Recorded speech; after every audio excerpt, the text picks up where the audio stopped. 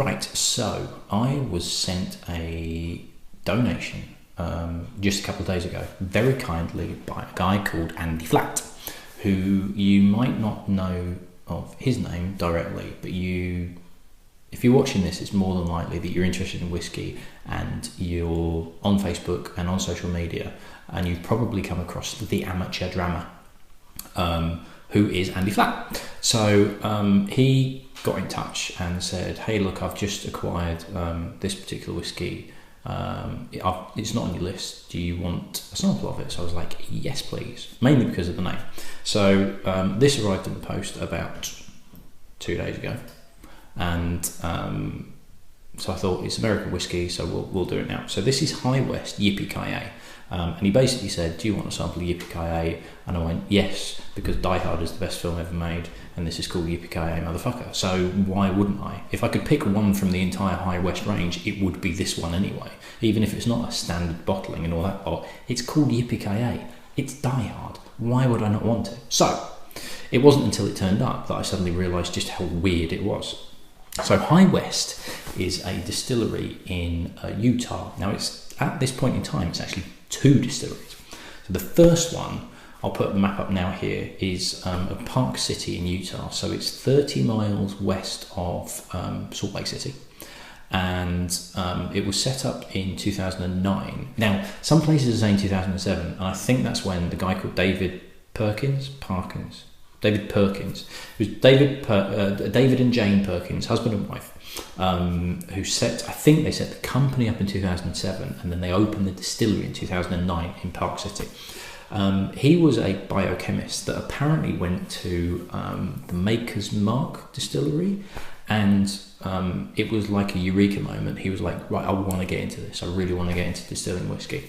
And he'd already got like the science behind it anyway. So him and Jane set up this distillery stroke saloon restaurant in an old, it's like a historic livery stables. And they started making whiskey, very, very small scale. You know, this is like craft distilling on a micro level. So what they were also doing was buying stock, sourcing stock predominantly from MGP in Indiana, but from a few other places as well, and blending them together and kind of releasing their own ones. So I think it wasn't that they were keeping it secret, but it sounds like, from doing a little bit of reading up, in that it was only in the last couple of years that people were finally realising that not all of it was coming from the High West distillery. Now, last year, 2015, they then opened another distillery, a bigger distillery in a town called One Ship, which is 20 miles north of Park City. Is it 20 miles? I've got some notes here, and I didn't write that. 17 miles north. Oh, so close.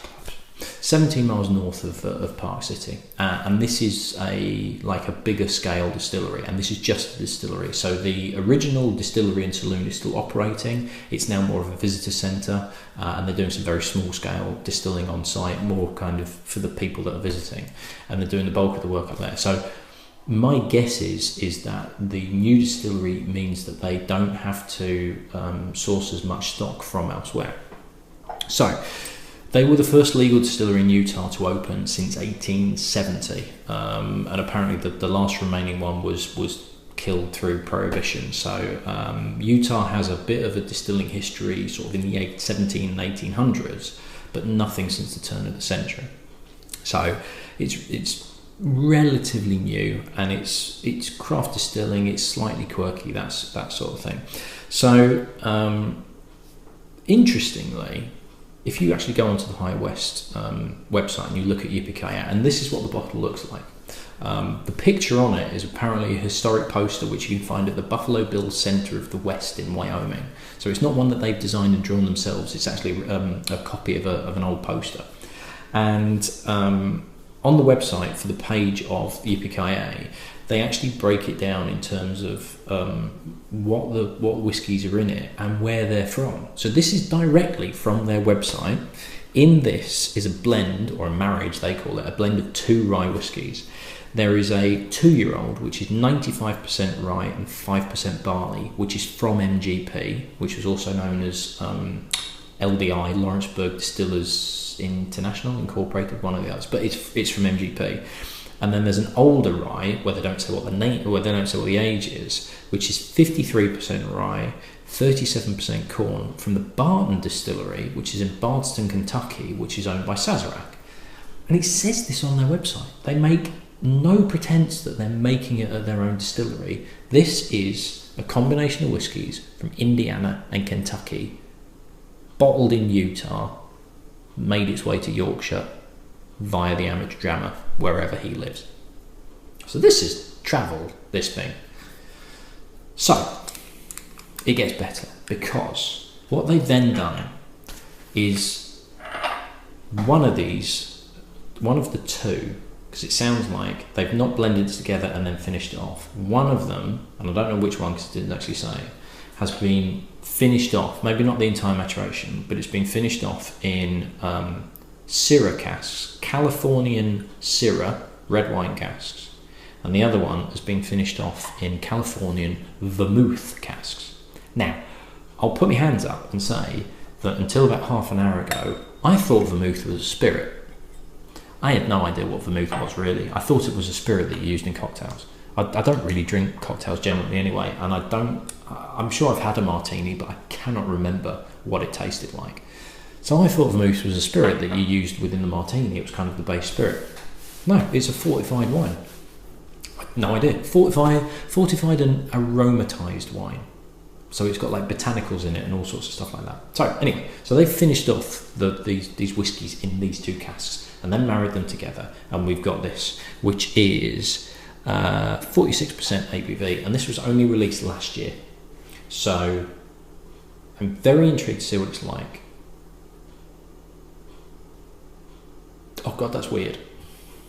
Now this was only released last year, December 2015. I think this was it was released. One of the reviews, sorry, not one of the reviews, one of the sort of articles that I'd read about it was dated. In fact, it was the Whiskey Wash with Nina Marchetti.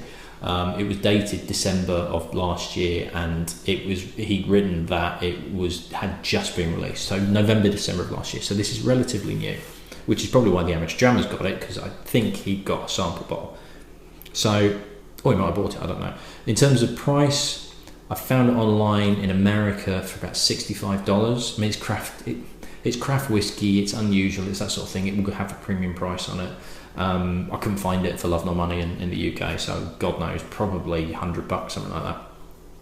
So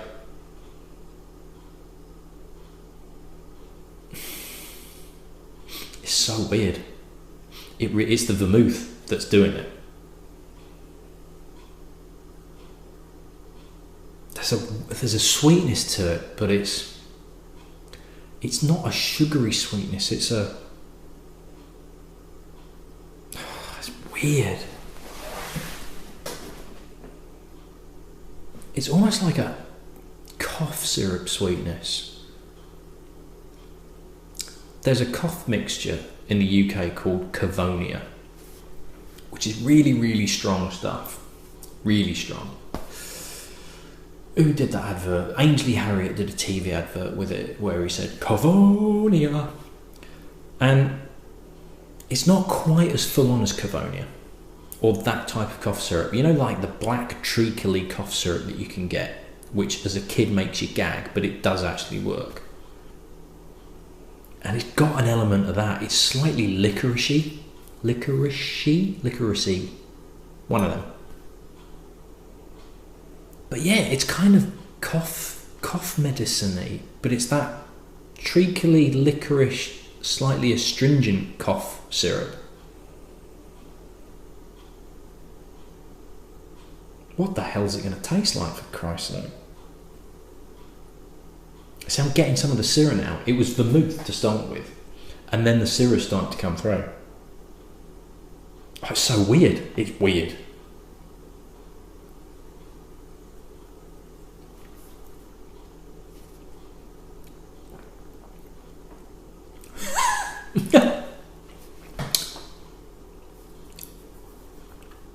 Oh, that's bizarre.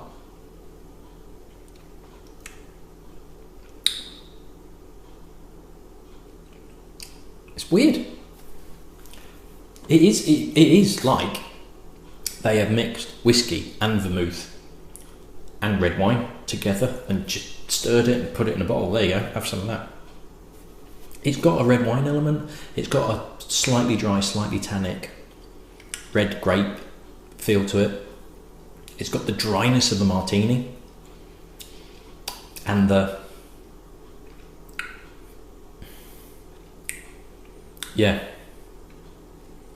I know I couldn't remember what a martini tastes like, but I'm trying to imagine what a martini tastes like. I'm trying to get it from the dregs of my kind of like, right, so martini's gin and vermouth, and it's got a ginny element to it,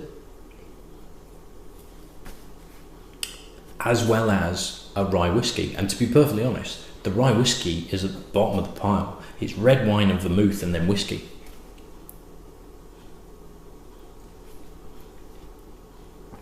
What doesn't help is as you take it to your mouth, you naturally inhale through your nose some of that palate. I'm going to be honest here, I'm not a fan of it.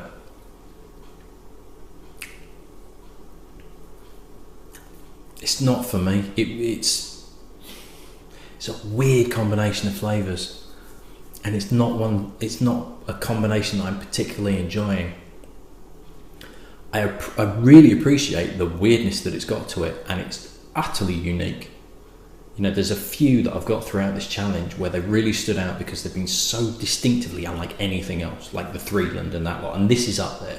This is up there with the Threeland, and the Diedenacker was another one, and a few other bits and pieces, where it's so out there that it just stands head and shoulders above everything else, just in its sheer bloody weirdness. But it's not, for me, it's not particularly a pleasant combination of flavours. I'll be perfectly honest, I'm not.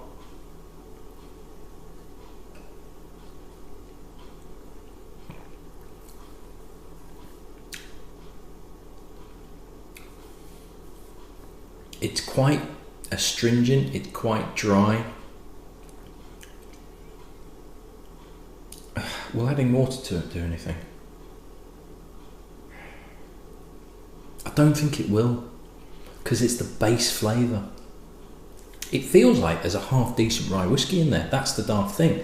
Right at the bottom of all this pile of bonkers flavours, underneath all of it is a pretty good rye whiskey. Apparently it's they do one called the double rye, which is what this is. This is their double rye, being the MGP rye and the Barton Distillery rye. And all they've done is like taken those two and just finished, I think, one part of each in the vermouth casks and Syrah casks.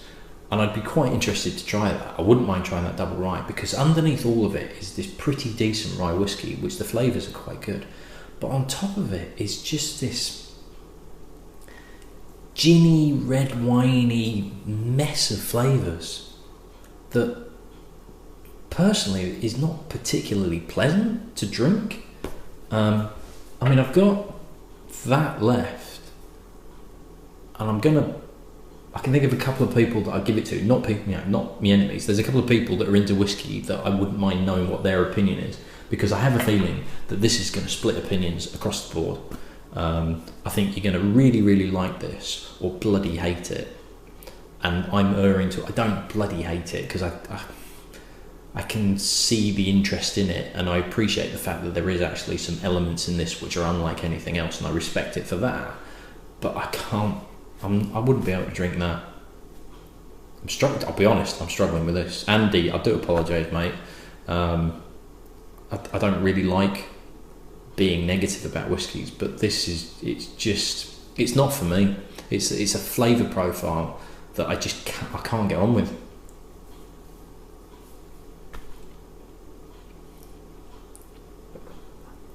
And I do think it's that vermouth cask.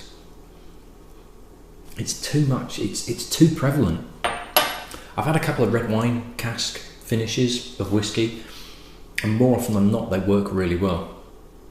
But to be honest, those red wine casks tend to be slightly softer red wine cask, like Pinot Noir and things like that. Whereas a Syrah, Syrah, Shiraz, it's the same thing. It's quite a dry red wine, generally speaking. And there is a dry tannic element to it.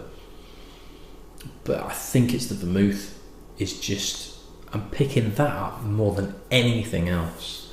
And I'm pretty certain I've had vermouth before and really not enjoyed it, and it's just coming through, and it's masking the whiskey flavours that are there, which I get the impression are pretty damn good.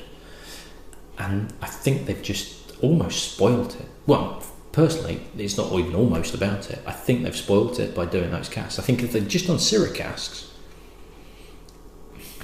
I might not have been so much of a fan, but I think it would have held its own a lot more than with that vermouth element. It's just too full on. So if anybody's had this, I'd love to know what you think about it. I'd love to know if what people think that have had this, because it just doesn't work for me at all.